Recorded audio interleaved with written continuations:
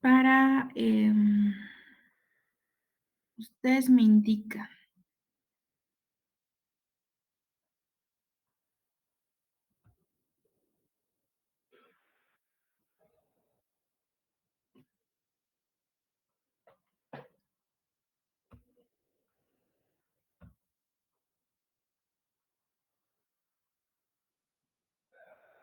Muy bien, ¿ya logramos ver lo que es la presentación? Es correcto, maestra. Muy bien, muchísimas gracias. Ahora sí vamos a comenzar.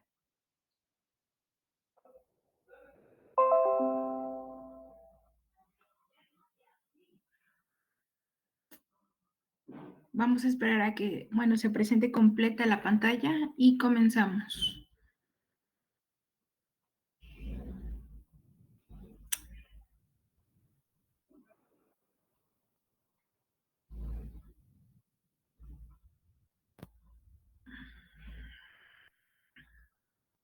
Ok, ahora sí ya logramos ver lo que es la pantalla completa. Es correcto, maestra.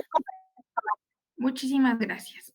Entonces, vamos a ver los fundamentos de estimulación temprana, ¿vale? Entonces, ¿alguien me pudiera decir qué es lo que conocemos sobre estimulación temprana rápidamente? ¿Algún chico, alguna chica, algún docente que tengamos por acá o alguna otra persona? ¿No? Muy bien. Entonces, vamos a pasar a lo que es la explicación propia del concepto de estimulación temprana. Bueno, aquí tenemos a unos niños y con esta imagen quiero abrir, ¿no? Entonces, estimulación temprana está dirigida para desarrollar las capacidades y o competencias en nuestros menores, ¿no? En los infantes con los que nosotros tenemos contacto. Entonces, la definición de estimulación temprana, esta la encuentran en el libro blanco de la atención temprana que salió en el 2000 y lo menciona que son el conjunto de intervenciones dirigidas hacia un público de 0 a 6 años. Entonces, en este conjunto de intervenciones podemos encontrar, por ejemplo, a lo que es la familia, ¿no? La familia es parte fundamental de la intervención, al entorno, siempre tomar en cuenta las características del entorno, por ejemplo, escuela, por ejemplo, vuelvo a reiterar, familia, por ejemplo, sociedad, siempre es importante tomarlo a consideración, ya que de esto dependerá también nuestros planes de intervención que nosotros realicemos para, como objetivo de dar respuesta hacia las necesidades detectadas en el infante. En este caso, pues pueden ser necesidades transitorias que se presentan en un momento determinado del desarrollo que están teniendo nuestros pequeños o permanentes, por ejemplo, asociadas a una discapacidad, ¿no? Que la parte de estimulación siempre deberá de estar presente en alumnos que presentan o son diagnosticados con algún trastorno, con algún síndrome, con alguna discapacidad. Entonces, estas intervenciones pues deben de ser planificadas por un equipo de profesionales, ¿no? En donde se deberá de hacer un trabajo interdisciplinar y transdisciplinar, es decir, inter con los profesionales y transdisciplinar, provocando un impacto significativo hacia los contextos en donde el niño se está desenvolviendo, que serían la familia, la sociedad y la escuela.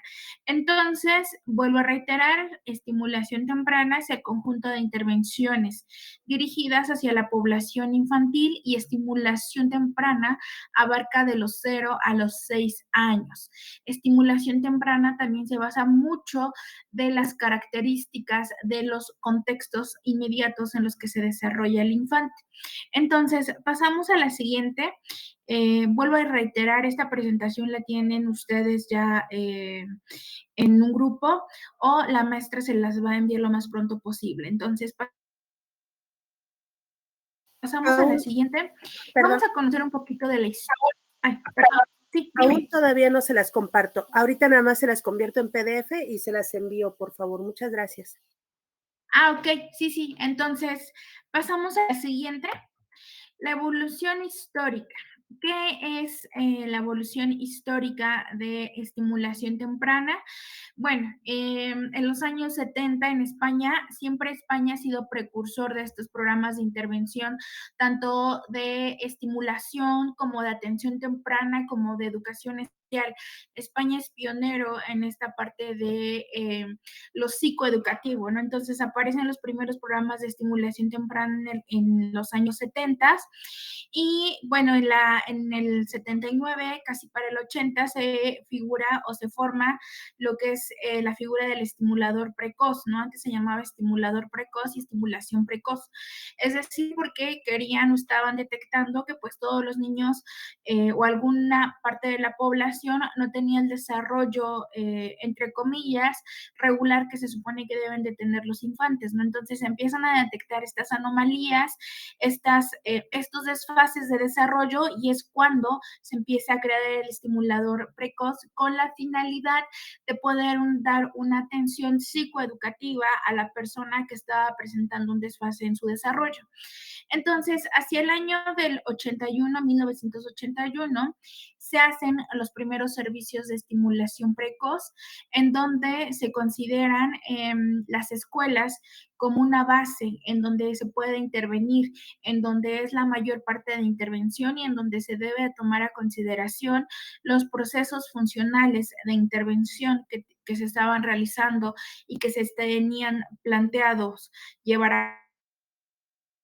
a cabo, ¿no? Entonces, en el año 2000 se publica pues el libro de atención temprana. Este libro, quiero hacer énfasis, es un libro que maneja a nivel pues nacional, es un libro muy bueno en donde te dan algunas pautas de poder, para poder intervenir, ¿no? Hacia los niños que presentan necesidades transitorias y o permanentes y también están los libros, no sé si alguno de ustedes haya tenido contacto con los libros de ay, se me fue de CONAFE, de estimulación temprana. También CONAFE maneja muchos libros o maneja un libro rosa específicamente en donde vienen algunas pautas específicas de estimulación temprana. Entonces, pasamos a la siguiente. ¿Tenemos dudas y comentarios hasta acá? ¿No? Muy bien, pasamos a la siguiente. En educación, vuelvo a reiterar, hacia el año del 78 se crea el Plan Nacional de Educación Especial. Este plan se crea con la finalidad de poder dar una atención pues educativa o psicoeducativa a las personas que tenían algún desfase en su desarrollo o a las personas que ya se les empezaba a diagnosticar con alguna discapacidad, ¿no? Y tenemos que hacia el año del 82 se crea un decreto hacia la atención o hacia la agresión como tal de la atención educativa precoz que se debería de brindar a los sujetos específicamente con los que o específicamente en el área de educación especial. Y tenemos que se crean pues los libros o los equipos de estimulación temprana de estimulación temprana, perdón, en Soria, que es España, hacia el año 2001, perdón. Entonces, tenemos este proceso de evolución y estimulación temprana, solamente se creía que era para aquellas personas que presentaban alguna irregularidad en su crecimiento o alguna irregularidad en su desarrollo infantil. Actualmente sabemos que estimulación temprana no nada más va dirigido hacia a estas personas, ¿no? Que presentan algún desfase en su desarrollo, sino que también va dirigidos a niños que tienen un desarrollo regular, que tienen un desarrollo entre comillas normal, pero que siempre y cuando se procura el desarrollo de sus capacidades y habilidades, ¿no? Entonces, la estimulación temprana es bien vista y siempre se hace mucho énfasis que cuando un niño es diagnosticado con alguna discapacidad o con algún trastorno, entre más tempranamente se intervenga, muchos y más avances se van a tener en su adquisición, por ejemplo, de habilidades para la vida diaria, en su adquisición de aprendizajes, en la parte de socialización, en su desarrollo del lenguaje, en su desarrollo motriz, en su desarrollo sociocultural que el niño esté llevando a cabo, ¿no? Entonces, pasamos a la siguiente, que es evolución conceptual. conductual. ¿Qué es lo que nos dice el vocablo estimulación temprana?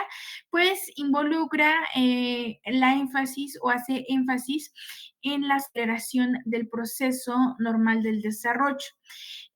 Supone o estimulación temprana abarca en el modelo clínico, ¿no? E involucra a rehabilitadores, por ejemplo, como son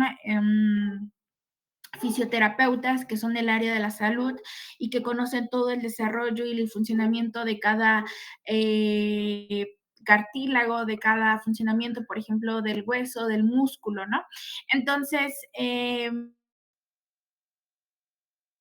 pasa del modelo clínico, dice, no, no nada más este modelo va a ser clínico, sino también pasa a un modelo psicopedagógico, porque actualmente tenemos, por ejemplo, a los CENDIs que se dedican también a la parte de estimulación temprana en sus planes de intervención, por ejemplo, en las clases, entonces pasan a un modelo psicopedagógico y toma en consideración la escuela, como mencioné, que es base también para parte o fundamental en los procesos de intervención que nosotros tenemos o que se llevan a cabo en estimulación temprana.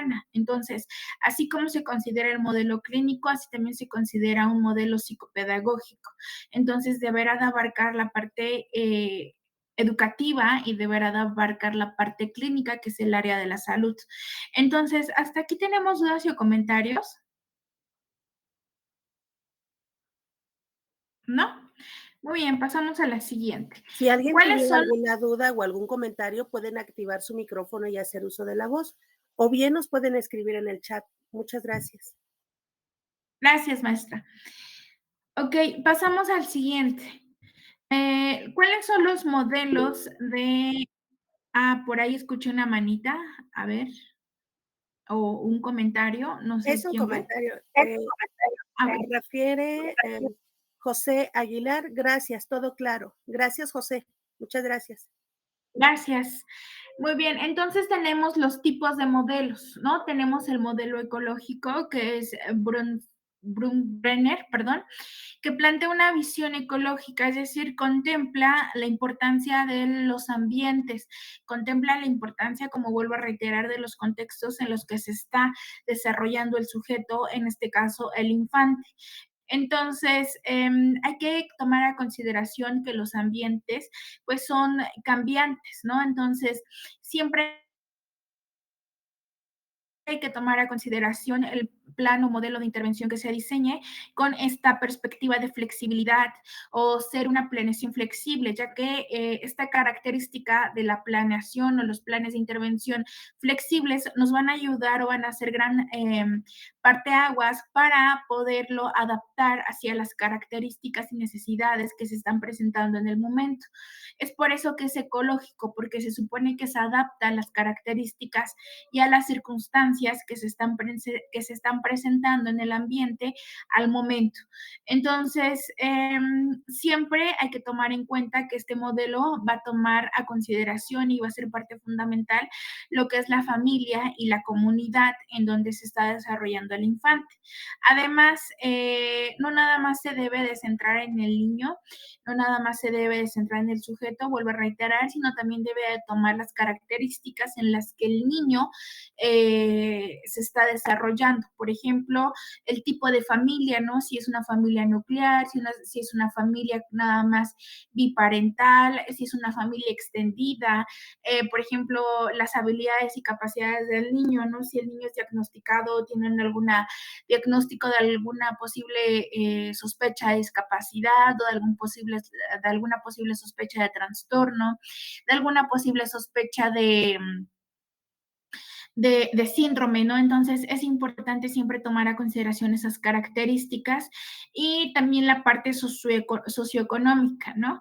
Entonces, estos modelos o los planes de intervención deben de tomar en cuenta esas características como es la economía de la familia, el tipo de familia y las características como tal del infante.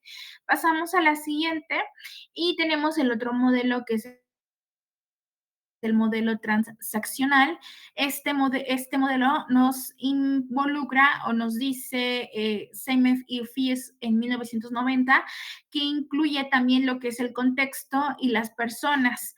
Es decir, en este modelo no influye para igual a todos lo que es el ambiente, el contexto y las personas. Es decir, tomando, por ejemplo, a consideración lo que es el tipo de familia, ¿no? No va a influir de manera igual a lo mejor una familia o tipo de familia nuclear a una familia, por ejemplo, extendida, ¿no? Porque debemos de tomar a consideración que pues México tiene esa característica, no tener familias extendidas.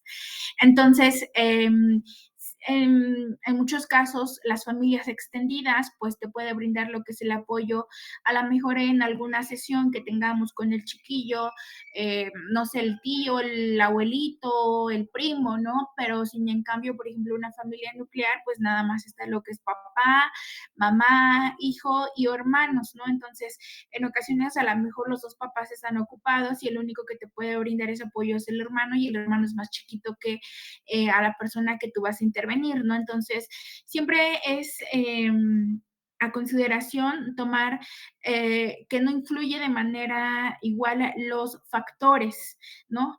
Para el modelo o para la parte de intervención que nosotros realicemos. Por ejemplo, no va a inferir de manera igual una familia con solamente papá o con solamente mamá a una familia nuclear, ¿no? Entonces, a eso se refiere que no influye por igual en todos los niños. Entonces, sino que se debe de adaptar a cada característica de niño. Entonces, es muy importante siempre enseñar estrategias de interacción o estrategias que los padres puedan llevar a casa o estrategias terapéuticas que promuevan el desarrollo de sus hijos, por ejemplo, ¿no? ¿Qué vamos a utilizar en casa si es que queremos favorecer el desarrollo del lenguaje en casa? Bueno, a lo mejor le vamos a decir al papá que le lea al niño, no sé, 10 minutos en la noche, que lleve a cabo ciertos ejercicios, no sé, 10, 15 minutos al día. Por ejemplo, pueden ser praxias, ¿no? Que el niño explique lo que ve en el día, ¿no? Que el niño trate de leer un cuento, ¿no? Entonces, son estrategias que nosotros debemos de enseñarle a los papás, esto con el fin o el objetivo de poder adquirir avances y o competencias en los infantes.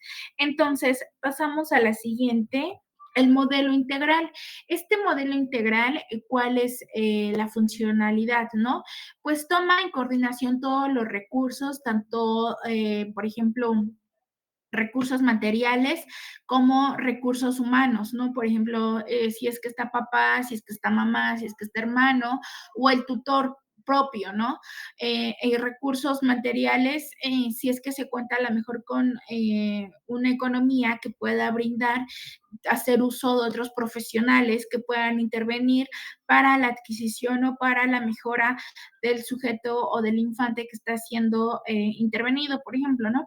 Entonces, siempre debemos de verlo desde un marco multidisciplinario, no nada más quedarnos y decir, yo soy la persona que va a tener avances con esta persona. Eso no es.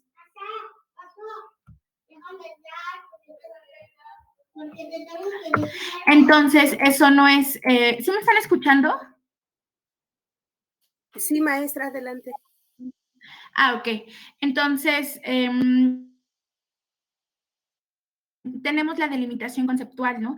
Va a hacer uso o vamos a delimitar qué profesionales van a participar en el proceso de intervención y la parte del modus operandi, quiénes, cuándo y cómo van a participar en los planes de intervención, así como también la organización del servicio que nosotros vamos a llevar a cabo o las sesiones que nosotros se supone que vamos a llevar a cabo con el infante, ¿no? En este caso con la persona que está siendo intervenida. Entonces pasamos a la siguiente. Los niveles de intervención, como les comenté desde un inicio, es muy importante tomar a consideración los factores como son familia, como son escuela, como es sociedad, pero estos niveles o estos ambientes, por ejemplo, van en los niveles o se refutan aquí en los procesos de intervención, ¿no? Los niveles de intervención. Entonces tenemos, por ejemplo, los microsistemas que corresponden al patrón, a los roles y las relaciones interpersonales que el infante pueda tener con las personas inmediatas, por ejemplo, en este caso, papá, hermanos, tíos, abuelos, ¿no? Por ejemplo. El mesosistema comprende la interrelación de los microsistemas, es decir, aquí ya contempla cómo es que el niño se relaciona entre el hogar, la escuela y a lo mejor con sus iguales, ¿no? A lo mejor con sus vecinos, a lo mejor con algún grupo de personas de su comunidad inmediata, por ejemplo, de su colonia, ¿no?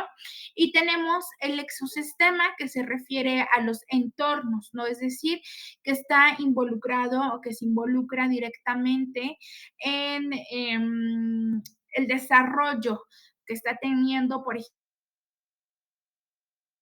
ejemplo, con otros cuestionamientos, por ejemplo, con otras comunidades, con otras personas que no están directamente involucradas a su comunidad o a las personas inmediatas de él. Y tenemos el macrosistema que se refiere pues a los marcos ideológicos, ¿no? A lo mejor aquí entrarían las tradiciones y costumbres que podrían afectar los niveles o el plan de intervención que nosotros tengamos. Es importante considerar, por ejemplo, que en muchas ocasiones interviene lo que es la religión en este aspecto. Entonces, hay papás que dicen, no, no quiero intervenir, no quiero que intervengan, me respetan porque mi religión, por ejemplo, me marca esto. Entonces, como tal, se debe de respetar. Entonces, siempre es muy importante tomar desde lo micro hasta lo macro, ¿no? Pasando por un mesosistema y un exosistema. Entonces, hasta aquí tenemos dudas y o comentarios.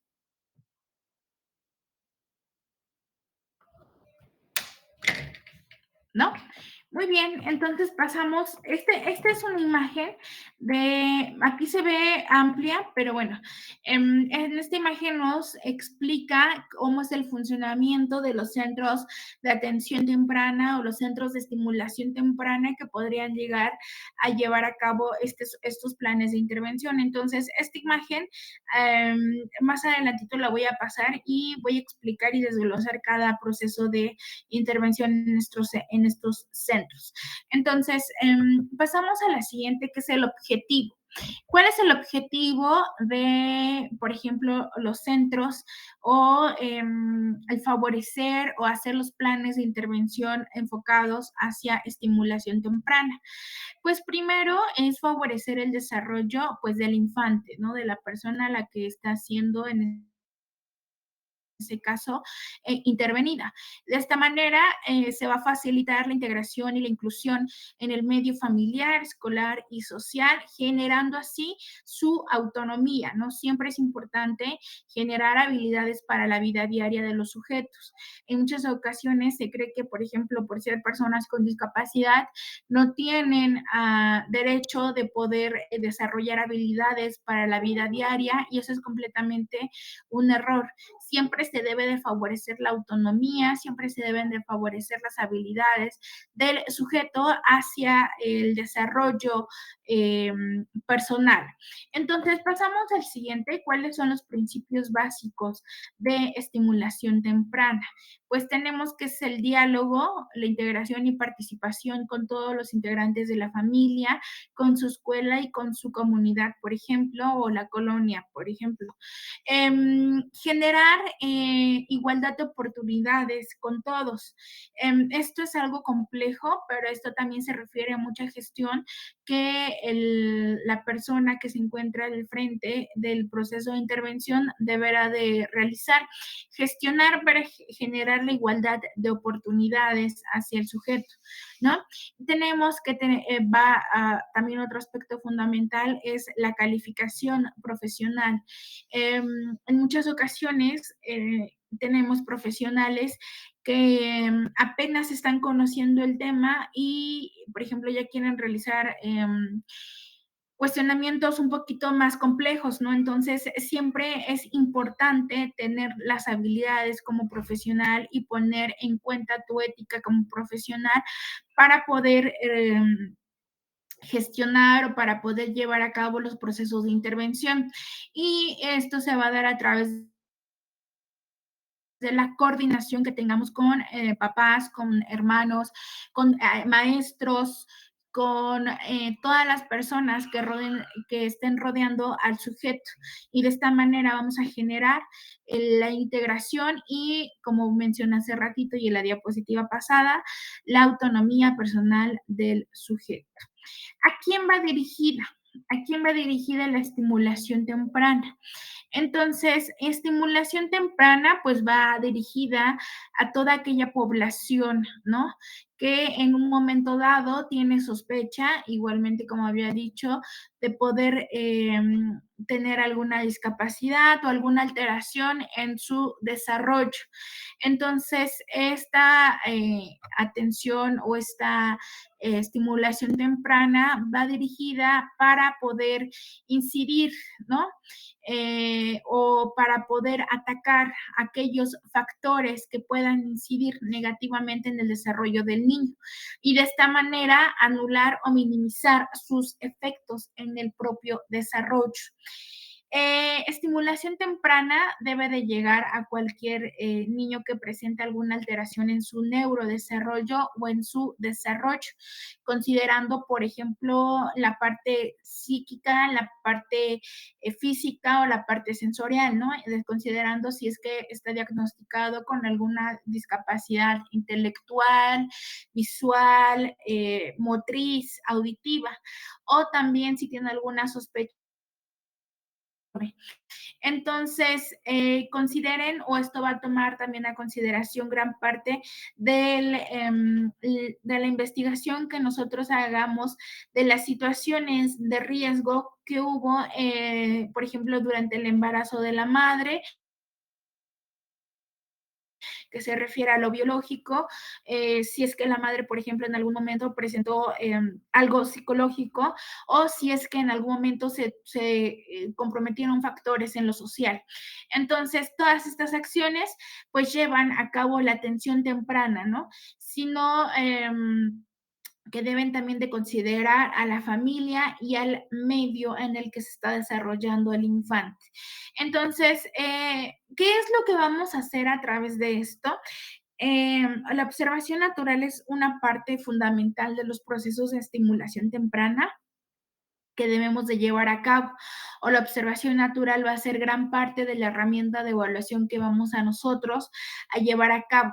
Entonces, en su ámbito real, es decir, en el contexto natural que el sujeto se esté desarrollando, en muchas ocasiones tenemos la idea de que lo vamos a observar o lo observamos en contextos diferentes a los que el sujeto se está desarrollando y eso no es muy valioso o eso no, en nuestros procesos de planes de intervención no te aporta grandes conocimientos como aquellos en donde podríamos observar o llevar a cabo la observación en el contexto natural. Siempre se sugiere que se observe en el ámbito real, en el contexto natural donde se está desarrollando el sujeto o donde se está desarrollando el infante.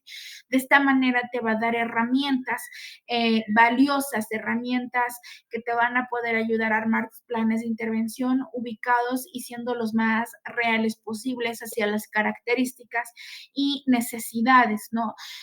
Sabemos que en muchas ocasiones a lo mejor los papás te llegan a decir datos que no son tan correctos, pero nosotros a través de la observación natural o de la herramienta de evaluación que utilicemos, vamos a poder decir, esto sí es verdadero, esto no es tan verdadero, esto se modifica, por ejemplo, ¿no? Lo que dice el papá y lo que se está llevando a cabo, ¿no? Hay papás que dicen que, por ejemplo, no, el niño nunca dice groserías, pero ya lo observas en su contexto natural, en su contexto real, y el niño sí dice groserías, por ejemplo, ¿no? Entonces, esto nos va a llevar al siguiente paso, que es la intervención de lo que se hace, ¿no? ¿Qué es lo que nosotros vamos a hacer o cuáles van a ser nuestras estrategias de intervención para poder adquirir avances, para poder adquirir y mejorar las habilidades, por ejemplo, para favorecer las competencias? Entonces, Una herramienta también siempre que se debe de tomar a consideración son los papás. En muchas ocasiones creemos que los papás se dejan a un lado y nada más se considera el equipo profesional y eso es un error. Siempre se debe de considerar a los papás porque son los que mayor pasan tiempo con el niño o con el infante, ¿no?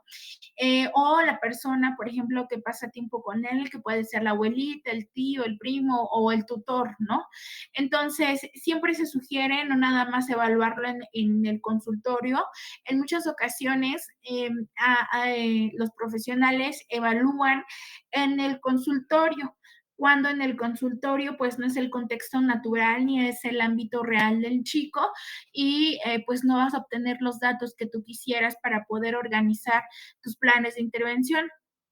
Entonces, siempre es importante salir del consultorio para poder evaluar, para poder observar lo más naturalmente posible y de esta manera vamos a vincular con el niño, haciendo las interacciones positivas, no haciendo o favoreciendo la parte de terapeuta. Paciente o de paciente terapeuta, ¿no? Ya que de esta manera se van a crear un clima de confianza, se va a crear un clima de sólido, un clima en donde se tenga la suficiente certeza de que lo que se está llevando a cabo en cuanto a interacciones va a repercutir significativamente en el infante. ¿Hasta aquí tenemos alguna duda y o comentario? Si alguien tiene alguna duda, puede activar su micrófono o escribirnos en el chat. Muchas gracias, maestra. Sí, de nada, maestra. ¿No? ¿Ninguna? Muy bien. Pasamos a la siguiente. Los niveles de intervención, hablamos hace ratito de un microsistema a un macrosistema, pasando por un mesosistema y exosistema. Entonces, esos son los niveles de intervención en cuanto a un enfoque o los modelos. Y vamos a pasar a los niveles de intervención, que son la prevención primaria, la prevención secundaria o la prevención terciaria, ¿no? Voy a desglosar cada uno de ellos porque es importante siempre tomar a consideración en los planes de intervención hasta qué número o, por ejemplo, qué embarazo fue, ¿no?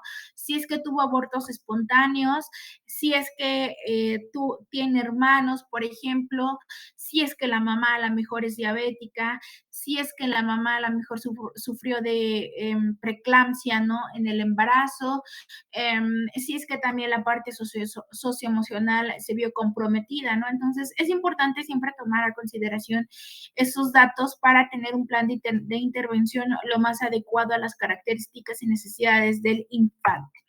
Entonces, tenemos la prevención primaria. ¿Qué es la prevención primaria? Pues son todas aquellas acciones y o estrategias que pueden llevar a disminuir, ¿no? A evitar las condiciones de la aparición de discapacidades o trastornos del desarrollo. Entonces, ¿qué es lo que van a hacer o quiénes se van a ver involucrados en esta atención o prevención primaria? Pues se van a ver involucrados la parte social, perdón, la parte de salud o el área de salud, que es la planificación familiar, ¿no? Es muy importante. ¿Por qué es importante la planificación familiar? Porque, bueno, de esta manera sabemos que la madre a lo mejor tomó el suficiente ácido fólico, tomó a lo mejor sulfato ferroso, por ejemplo, que también es otro medicamento que se recomienda en el embarazo. Si es que la madre tenía una buena edad, por ejemplo, para embarazarse, ¿no? Y no fue una jovencita o no fue una madre muy añosa, por ejemplo, ¿no? Si es que a lo mejor el niño recibió todas las vacunas correspondientes al esquema, las campañas informativas, ¿no? Las visitas o el control que debió de haber tenido la madre durante todo el embarazo.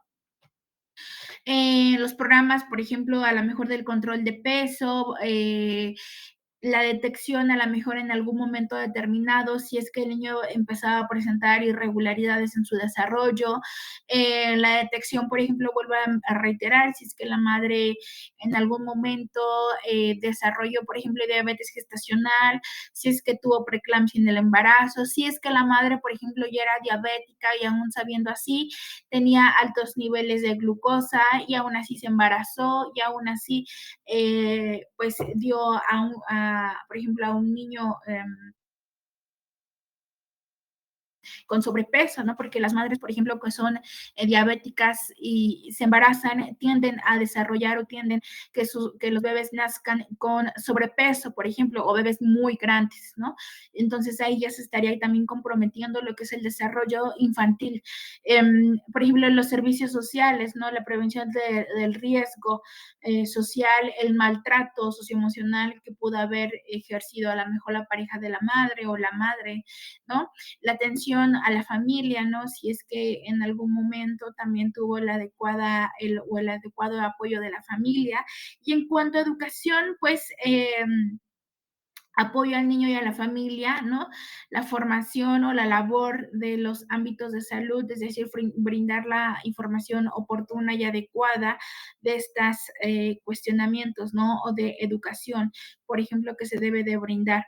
Y bueno, contempla lo educativo y contempla lo social. Entonces, es importante siempre tomar a consideración todos los antecedentes antes de la madre que tuvo para o cuando se embarazó, ¿no? Muchas ocasiones tenemos a las niñas, por ejemplo, de 16 años, ¿no?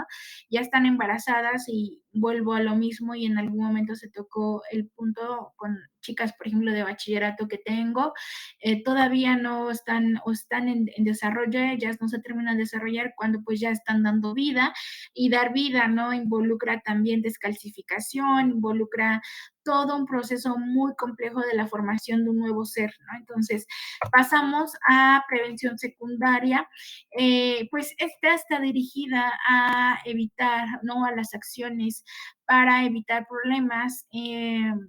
O propensas a manifestarlos, ¿no? Entonces, niños con riesgo biológico, es decir, la genética también influye. En muchas ocasiones, por ejemplo, llego a ver niños que presentan un trastorno generalizado del desarrollo o algún trastorno del espectro autista y dice, por ejemplo, la mamá, ¿no? En historia clínica o en historia familiar, ¿no? La mamá menciona que, pues, su tía tuvo a una niña, ¿no? Que presenta alguna sospecha de algún trastorno del espectro autista y la hija de la señora, por ejemplo, nace con trastorno del espectro autista, entonces ya estábamos hablando, por ejemplo, de genética, ¿no? Entonces, siempre es importante tomar a consideración estos riesgos biológicos, así también como el riesgo socioambiental, ¿no? A lo mejor el exponerse a altos niveles, ¿no? Por ejemplo, de contaminantes o de sustancias nocivas para la salud y estando la madre embarazada, ¿no? Lo percibió y estuvo en contacto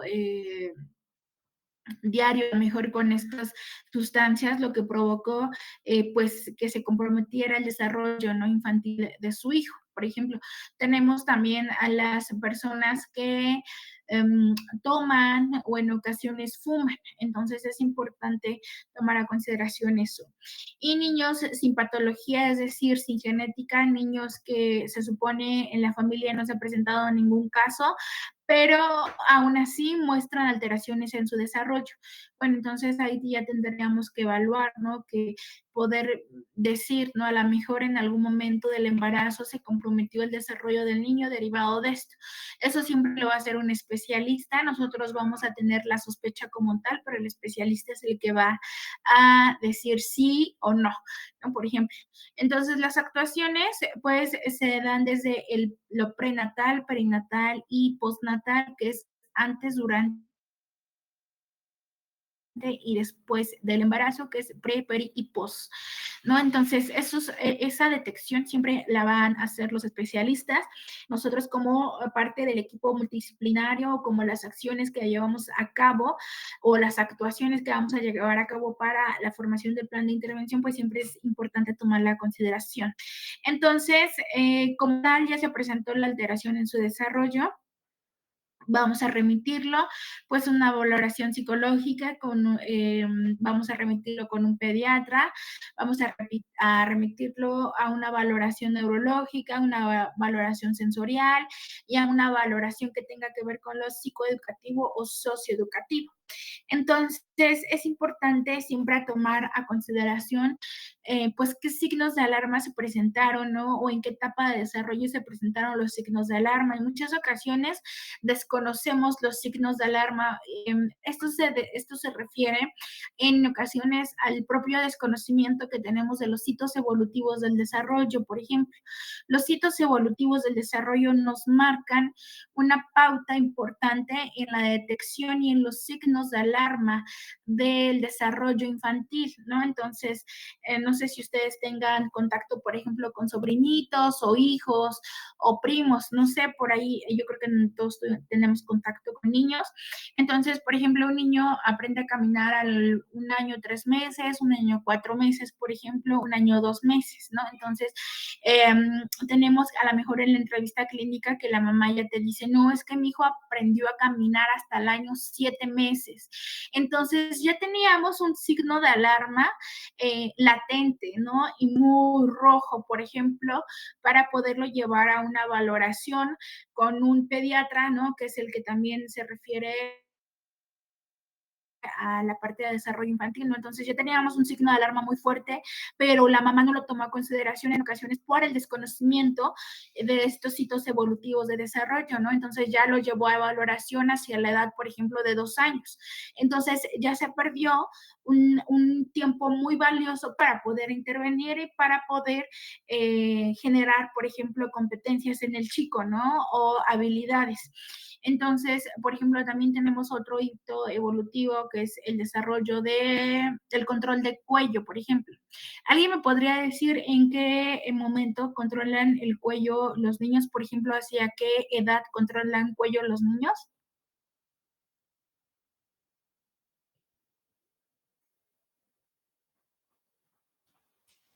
Igualmente, ya sea que abran su micrófono o escriben un mensaje y nosotros lo leemos. Ok, entonces vamos a pasar, bueno, hacia los 2 meses se supone que el pequeño o el infante ya debe de estar controlando lo que es cuello. Entonces, por ejemplo, no controlo cuello a los 2 meses y controlo cuello hasta los 5 meses, por ejemplo, ¿no? Entonces, también ya era una divulgación de un signo de alarma, por ejemplo, que se debió de haber tenido presente y que se pasó desapercibido. Entonces, esos signos de alarma se refieren mucho a los hitos evolutivos del desarrollo que el infante debe de tener, también así como en en el desarrollo de su lenguaje que el niño o el infante tenga. Y como tal, debemos de dar un seguimiento a nuestros planes de intervención y a la detección que se hizo en una prevención secundaria. Por ejemplo, entonces pasamos a la prevención terciaria y esta prevención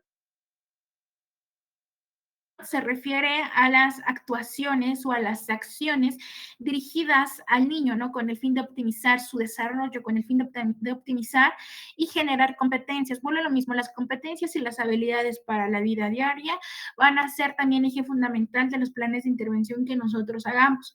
Entonces, las actuaciones pues están en la evaluación, ¿no? Y es decir, por ejemplo, ya evalué que a lo mejor la mamá tenía una alteración, por ejemplo, o era diabética, ¿no? Ya evalué que, por ejemplo, el niño controló cuello hasta los 2 meses, perdón, que controló cuello hasta los 5 meses. Ya evalué que a lo mejor tenían antecedentes o genética de niños con síndrome de Down. O ya evalué a lo mejor que tenían antecedentes en la familia que presentan alguna discapacidad intelectual, ¿no? Entonces, ahora sí ya me voy a mi prevención terciaria. Entonces, ya después evaluando todo esto, se lleva a cabo el proceso de intervención tomando en cuenta las características de la familia, tomando en cuenta también la etapa por la que se encuentran los padres, porque es muy importante tomar a consideración si es que los padres están en la etapa de negación negociación o aceptación, ¿no? Es decir, niegan que su hijo presente alguna alteración, negocian, ¿no? Es decir, bueno, sí tiene, pero no tiene, como que ellos mismos están en un dilema y ya después pasan a la etapa de aceptación, ¿no? Entonces a eso es lo que también se refiere con tomar a consideración las características. En muchas ocasiones, se debe tomar más a consideración la familia que el propio sujeto. Y esto es decir que no dejemos al sujeto a un lado. Simplemente que en ocasiones, como vuelvo a lo mismo, la parte fundamental también de los planes de intervención en estimulación temprana es la familia. En ocasiones la familia se encuentra en etapa de negación. Entonces, imagina la familia que está en esta etapa de negación, y es decir, asistí a una evaluación, pero aún me niego que me den un diagnóstico, por ejemplo, de comprometer el desarrollo, que el desarrollo de mi hijo esté comprometido. Entonces, están en esa etapa de negación, y entonces se debe trabajar con la familia para que se pase a la etapa de aceptación y de esta manera involucrarlos en tus planes de intervención. Y ahora sí, generar tu plan de intervención, añadir al infante o añadir a la persona, y el plan de intervención solito te va a marcar las pautas de cómo ir. Entonces, en muchas ocasiones es importante siempre tomar en cuenta las características familiares. Entonces, pasamos a la siguiente. ¿Cuáles son los ámbitos de actuación de estimulación temprana? O los centros de desarrollo infantil, que es la imagen que hace ratito les di, que son el CIEDIAT, pues se refiere a la obstetricia, a toda la parte de control antes, durante y después, que era pre, peri y postnatal.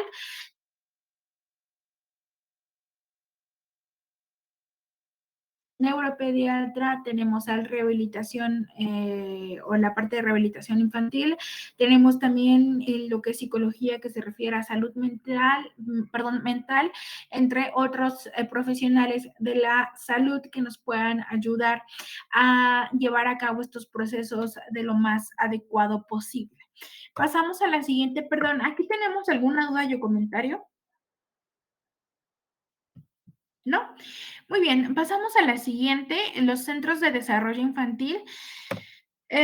¿Cuáles son también los ámbitos de actuación? Pues los centros son la base, ¿no? Cualquier tipo de centro de desarrollo infantil son la base, así como también las escuelas infantiles, que las escuelas infantiles se refieren a preescolar, por ejemplo, y los servicios educativos hacia el segundo ciclo de educación infantil, es decir, hacia un preescolar, y pues los equipos de atención temprana o los equipos de estimulación temprana que uno tenga en estos procesos o en estos planes de intervención que llevemos a cabo. El equipo de atención temprana en educación, ¿quiénes son? Pues son como lo vuelvo a reiterar, el segundo ciclo de estimulación, o perdón, de educación infantil. Este segundo ciclo también son componentes y son parte fundamental las maestras que se refieren, por ejemplo, a preescolares, ¿no? Preescolares, las maestras de preescolares también van a ser eje fundamental en este proceso de intervención, y las escuelas infantiles, que son como tal los preescolares, y la escolarización.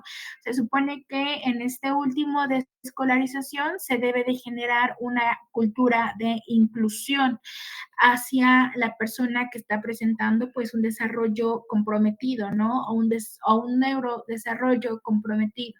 Entonces es importante considerarlo. ¿Quiénes o cómo es que se va a trabajar estimulación temprana? Bueno, se trabaja a través de proyectos, pues se puede trabajar a través del arte en educación infantil, se puede trabajar a través de cuentos, se puede trabajar a través de talleres, se puede trabajar, por ejemplo, aquí pues un taller de Navidad, ¿no? Sería súper grandioso, por ejemplo, si es que en algún momento se pudiera, o ya tenemos detectado algún chico con problemas, ¿no? O chico que tiene comprometido el neurodesarrollo, en, por ejemplo, talleres de Navidad, ¿no? Que es la época. o el programa de detección y prevención de necesidades del lenguaje. Es decir, actividades y o estrategias que estén encaminadas a generar desarrollo del lenguaje o favorecer el desarrollo del lenguaje. Recordemos que, bueno, el lenguaje no nada más es centrarnos en praxias. Las praxias, por ejemplo, son arriba, ¿no? La lengüita arriba, la lengüita abajo, a un lado, al otro, la lengüita de rollo, ¿no? Por ejemplo, muchos les colocan lo que es mermelada o alguna sustancia como, o alguna comida como muy atractiva hacia el niño. Entonces, eso sí está bien hecho, pero el lenguaje actualmente tiene el enfoque lúdico. Entonces, esto quiere decir, voy a generar mis estrategias lúdicas para que el niño pueda generar o favorecer su lenguaje, ¿no? Generar la producción de fonemas o el sonido de la letra que es el fonema, ¿no? Entonces, siempre vamos a favorecer el lenguaje en los procesos de estimulación del trabajo por